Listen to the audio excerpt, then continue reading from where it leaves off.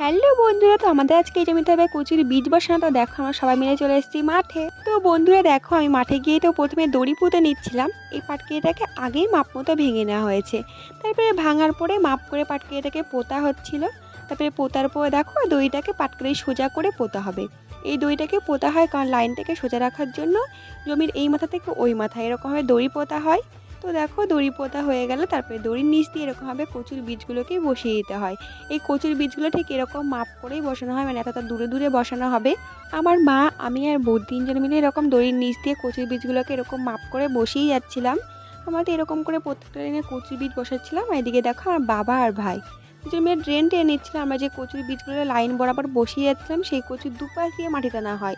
মাটি টেনে এরকমভাবে পিলি করা হয়, মানে ড্রেন টানা হয়। তো দেখো আমার বাবার ভাই সেই কাজগুলোই করছিল। তারপরে তো আমাদের কচু লাগানো হয়ে গেছে আর আমরা চলে এসেছিলাম কপি কাটতে। এই কপির জমিতে আমার মা আর বৌদি দুজন মিলে এখন কপি কেটে বস্তা লোড করছিল। আর আমি দেখো সেই বস্তাগুলোকে মাথায় করে নিয়ে যাচ্ছিলাম। এরকম করে আমি সব বস্তা নিয়ে চলে এসেছি খালের পাড়ে। এই খালের পাড় থেকে পরে আমার মা আর বৌদি দুজন মিলে নিয়ে যাবে হাই রোডে। আর আমি তো স্নান করিনি, সেই সকালে এসেছিলাম, তাই আমি এখন বাড়ি চলে যাচ্ছি। আমি আর থাকবো না। তো ভিডিওটা এই পর্যন্ত। ভালো লাগে লাইক কমেন্ট শেয়ার। বাই।